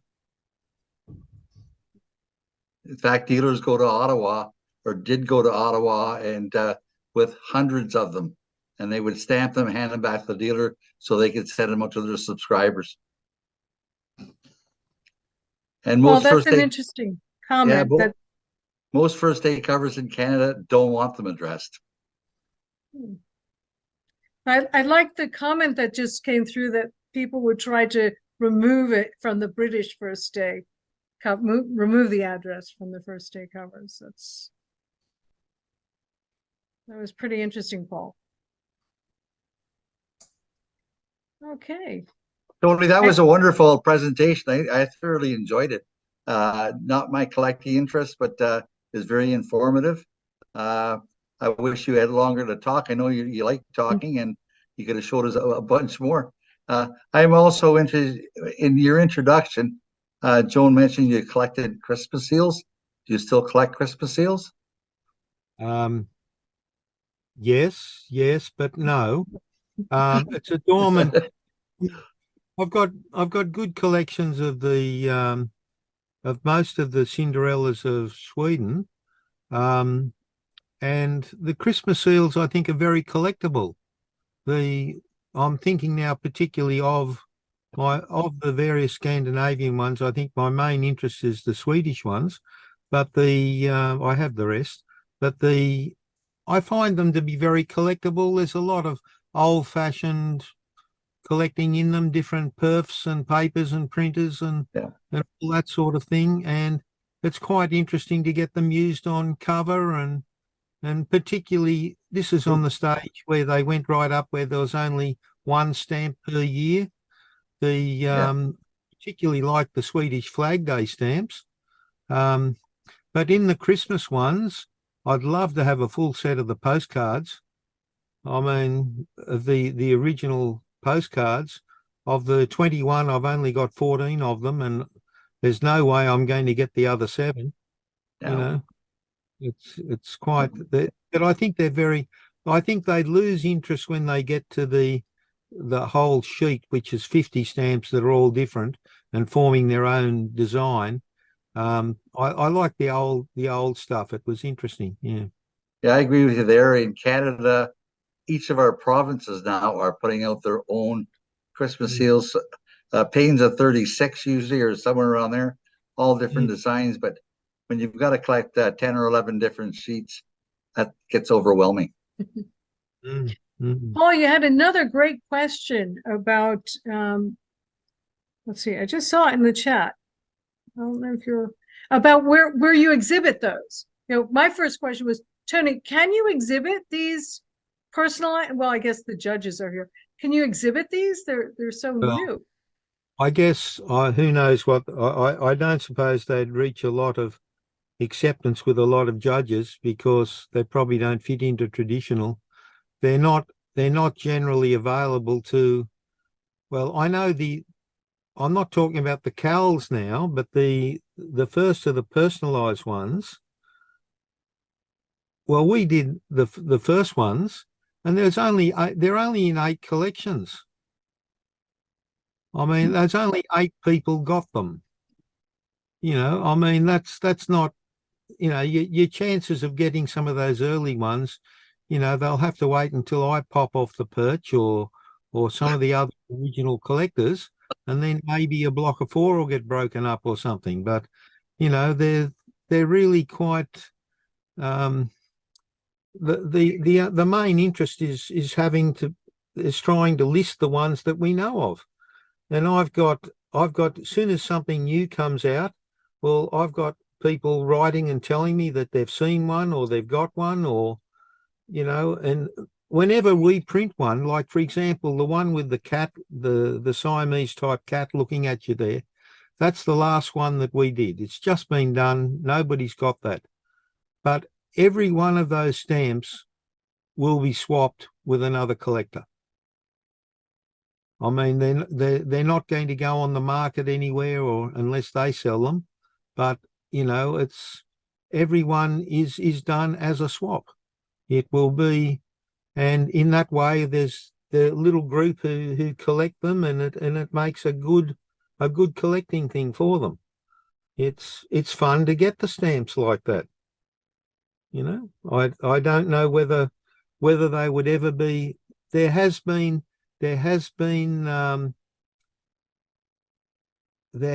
collections in exhibitions where there've been the ones that have been done, the stamps that have come out with the exhibitions. There's a gentleman who does it there in from Christchurch, the Tarapex exhibition that was on. He did I'm not sure how many frames it was, but it was to do with the actual cowl stamps that were done from the Tarapex exhibition. And there was all sorts of extra little things done. They overprinted the actual cowls and gave some to the people who helped at the exhibition and such like. There were various proofs and that were available.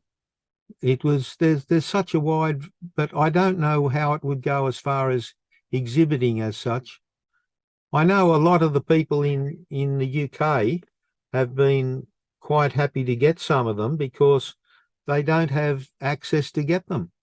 They're not, and I've had quite a few people from the UK who have asked, how can we actually get these stamps? And I say to them, the best way to get them is to do one. And if you do one, well, then you can swap it with people. I mean, as I said, every one that we get or do is basically swapped. It makes it quite good. How many sheets do you do? I mean, 1 sheet or 2 sheets? I usually do one.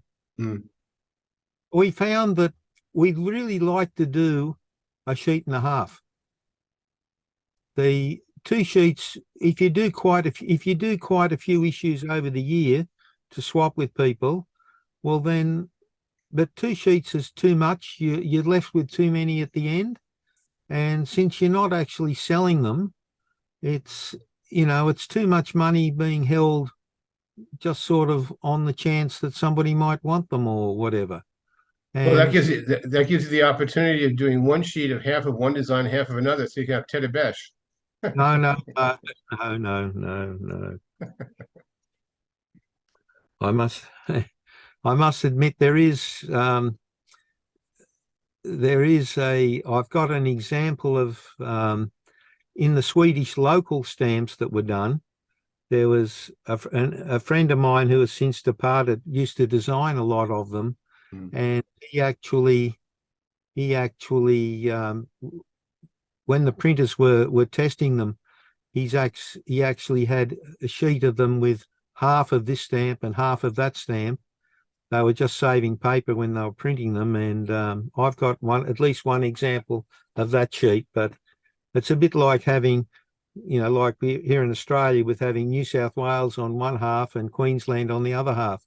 It's just a little bit rare, I think we could say. Yeah. That's because New Zealand, the government actually prints them. Yes, Right. they're Yeah, printed so they come out of the same collectibles area where you order your ordinary stamps from. They print them first thing every morning whenever they need to print them. that's interesting. Hmm. Any forgeries?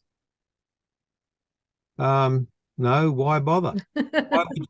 Why would you produce a forgery when you can get the original? And there's one machine dedicated to it. I believe so. Yeah. That would be like Papua New Guinea. They have their own machine that just does it in Moresby or Baroka. Well, There's- Stephen, there's quite a few like that, except we haven't had any results like the New Guinea ones where they had the solvent washing across the stamp and all this sort of thing, and Not yet. So Steve, were those personalized stamps or were they Yeah. government issued? Okay. Well, but the government would print them to order. Oh, print to order. Okay. what's the number so far on them, Stephen? How many have there been that Well, you know of? I just bought a collection last week, so I think there's like 12 to 1,500 different ones, and some of them they didn't really keep records. So you will have of all of the settings. So you could have different thicknesses of the value tablet or the inscriptions, or sometimes the inscriptions will have a black line separating it from the background. Sometimes they'd have a white background. Sometimes they'd have a gray, or sometimes you wouldn't. They do it different. It's enough to make you go crazy. And also, Mike, jump in whenever you like. I'm based in the UK. I'm in Kent in the UK. I'm a great fan of Tony's personalised stamp groups, and I've got quite a few. I think it's worth pointing out you can buy them in, I think it's 6 denominations at the moment. The ones that Tony have shown have been the basic postage rate, but you can, if you want to splash out, you can buy them up. Is it $6.30 or maybe even $6.70 these days, whatever the higher rate postage are, that you can get them in a range of different denominations. And some of them are the overseas postage rate. So unlike the early ones, which were technically forbidden from being used overseas, they now actually encourage you to use them overseas by issuing them in the right postage rate. Right. you- I remember. Oh, I'm sorry. have you got the $6.71 that was done by Chris McLaughlin on the Tarawera eruption? Pass. I might have. I don't know. Well, with Chris is the one that we did the panorama for. Yeah. He's got another painting which is of the actual eruption for Tarawera, and he's going to do. It really looks quite spectacular. So he's done the $6.71, and he's going to do, after much discussion with him, he thinks it'll be a good idea. He's going to do, each time there's a price rise, he's going to do the top value with the same stamp design. And as such, like I think in the early next year, I think he's going to do a $6.91 with the same design. And then his plan is to do, next time there's a price rise, to do the top value each time with that Tarawera eruption one. And it's quite, but as for the other values, we're not sort of getting, occasionally you see a $3.31 or a $3 one, but not very often. No, It's- so those are even rarer than the basic postage rate ones. Yes, it's not. It's not so much the overseas rate. The double value is usually for a heavy letter or a bigger letter. Yeah. I remember at the exhibition in Auckland in May, they did Cal stamps, and there were some special booklets that were done that were just available at the exhibition. And so I got some of those stamps and stuck on my envelopes, had them postmarked, and sent them off to myself. So, Yeah, been there, done that. Yep. Except I wasn't there. I had them done for me. Yeah. yeah. Oh, you had a question. Your hand raised. Jump right in. Well, I just wondered about what the UPU thought about these stamps going on foreign mail. Well, they've now got New Zealand on them, and so they're just Okay. like ordinary stamps. But aren't they? But- Yeah. Go on, John. I thought they had different qualifications for UPU. Don't they have to have? Remember, they used to be way back then. They had to be certain colors. I don't think they have to be colors. Oh now. no, it's not. Well, on it's helpful to have the country name on it. I mean, not all countries do that.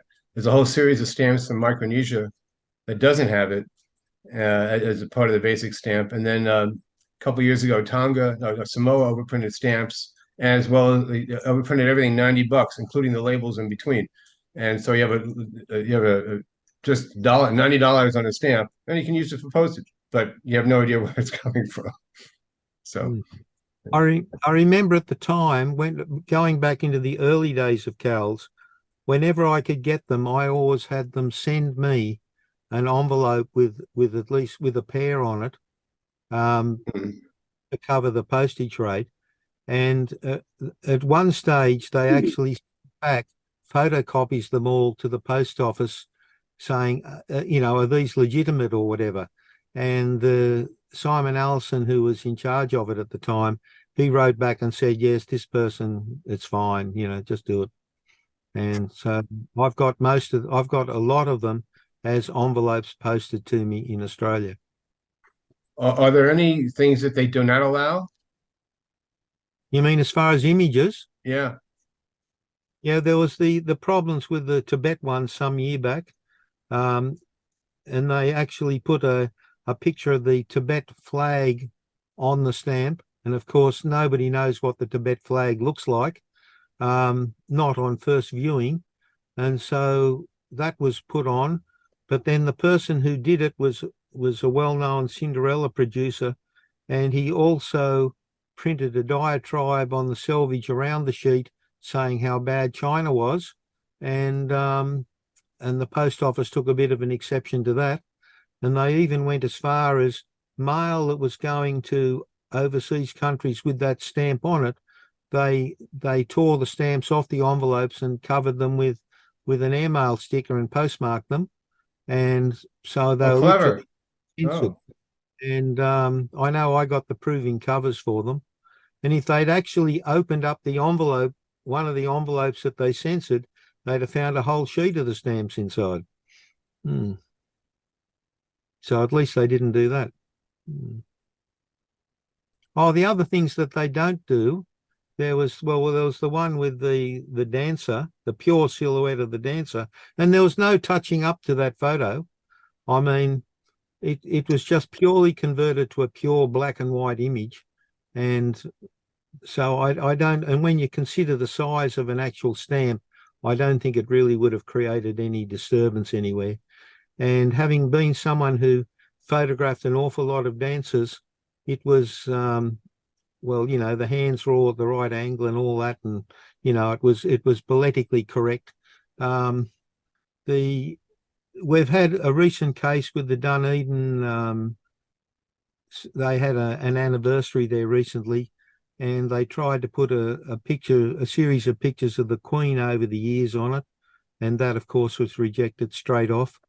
There was there was another one where there was a lass wanted to do. She'd made her own pen drawing of King Charles, and she wanted to put that on an actual stamp, and they rejected that.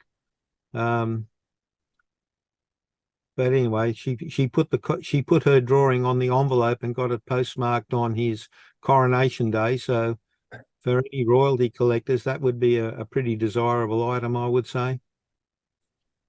But apart from that, oh yes, there's been another one.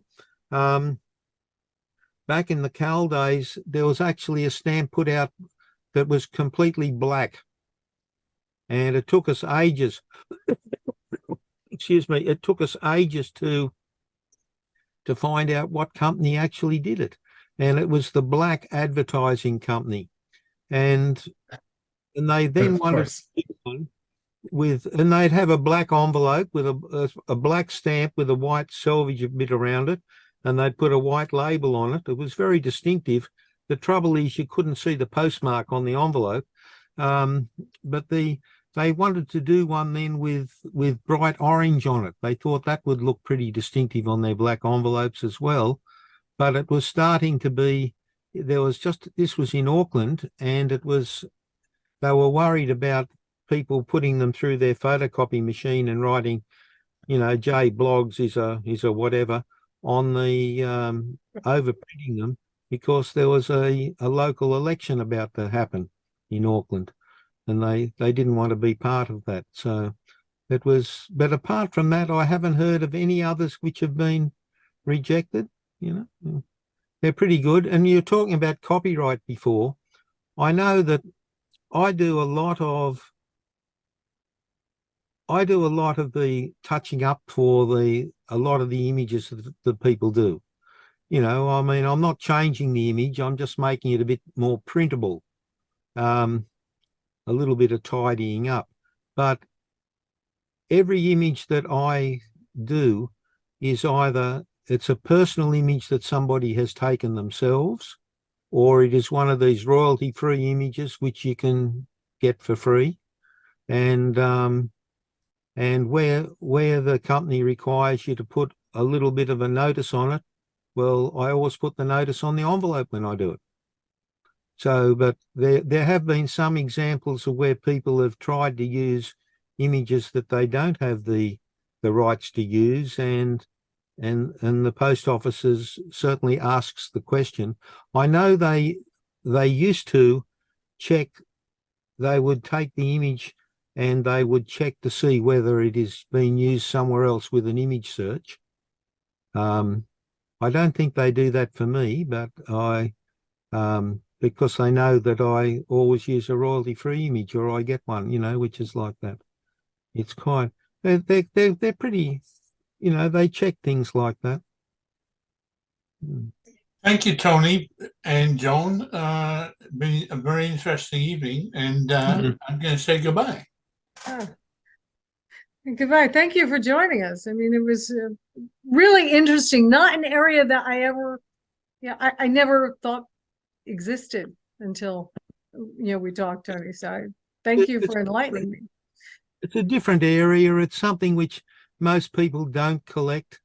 Well, they don't. In many cases, they don't have they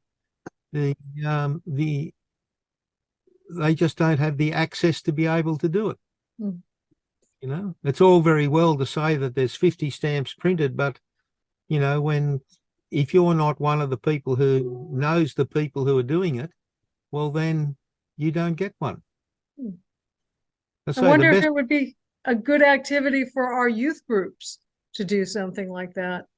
I'm trying at the moment with a couple of the youth groups, the stamp clubs. We've been trying, I don't know whether it's going to happen this year, but we're trying to do a Christmas one for them. In those couple of the Christmas series we got going, there's at least 2 juniors in those, and their images have been used. There's, but we're trying to do like a group picture for the younger collector groups, and we've been trying to figure out what to actually give them, what to make for them, and I don't think we're going to give them a stamp because that'll get lost, but we're going to give them a cover with a stamp on it, which won't be addressed, but it'll have all of their names on, I'm hopeful, on the cover. So it'll have a bigger version of the group, so they can have a bit like a class photo. It'll have their picture on it with their names on the envelope and the stamp, which will be suitably postmarked. That's what we're hoping to do, but whether it happens, it's November now, and we've been talking about it. I haven't been given a picture yet to do. Wow. Well, thank you very much. That was really, really fascinating. And I will get you the email that we promised and all the questions that were put in the chat and Yes, please. answer them. I Does should- anyone have anything else for Tony? Thank you. Yeah, thank you very much. No problem. And Stephen, I will also, David has asked me about those New Guinea personalized ones, and I'll try and have another look at those and see. But I think he's got pictures of all of them that I got. Yeah, I discovered a few ones that I didn't know anything about, and every day is a new day with that stuff. It's like, I should Yeah. tell you also just how they do a sheet where the same image that's on the stamp is on the whole sheet. mhm. Well, for example, I've got ones like that with a Labrador on it, and no, it's not the official New Guinea Labrador, but I've got that same big sheet for all the values, I think from 5 Toya up to whatever the 170 or something, 160. Yeah, the same big sheeted image of them all. With one large picture and then like 20 so smaller, 20 so one- stamps. Yes, with little parts, a bit like a Mhm. jigsaw. Yeah. Like the advertising ones, right? The 5 Toya, 20 Toya. Okay, That's right. interesting. Yeah, but Be interesting to see what that looks like. it's a big sheet of 20. It's Mhm. a sheet of 20 stamps with them all on it. Wow. Yeah, I don't know if anybody mentioned this earlier, but I had to step away for a little bit. But in the United States, we have personalized stamps here, and you can pick them up for nothing. But then people collect them, just to have them. I mean, I don't know. You have to first find them to pick them up, but they're not just sitting around. But again, it's what is it? What we're really doing? We collect. If it doesn't really matter if it costs a dime or $1,000. You can collect it if it costs a dime. Well, that's a lot easier. It allows you to mess around a lot more. But the group of collectors who they're getting usually their own images or something which they've selected, and it makes a good swapping thing for them. It's a good collecting thing for them. It's nice to get it in the mail. It's nice to do that, and it's interesting. It's personal. I think there should be an exhibition where you have to put up 8 frames. You can't spend more than $100, and you have to prove it. Well, I mean, just see what happens. As I was saying, there's so many types of collectors. There's the millionaire collector, right? He knows every stamp he's got. He knows how much he paid for it, and he knows what it's catalogued at. There's the good solid collector who's been collecting for years, and he has a good collection. He knows what he's got, but he accumulates. He's building up his own collection. And then there is the person the topical collector who collects, he collects what they're interested in, and that's good for them. And then there's the extreme collector who's chasing the medals. They're the medal chasers, and Well, I think I don't think all these people are individual. I think some of them could all be in the same person. well, Could I think we all suffer from all of it. Yeah. To a lesser or greater degree. Well, I know. I've never exhibited anything, and the house here is like a great black hole. A lot comes in, but nothing goes out. Accumulating is a wonderful thing. I mean, why have one when you can have four? Or 1,000. Well, yes. You can see most of it behind you. Why stop at 4? Oh, geez. I mean, why limit yourself, Look, I was at a meeting there, a local stamp meeting, and a friend had done one of these stamps with his friend had done one, and it was an orange Chev that he took when he was visiting America, and his friend had this orange Chev, and he produced it on a stamp for himself, and he then eventually put a couple on an envelope and sent to his friend in America and all that. And so that was fine. Yes, we have the stamp and it's good.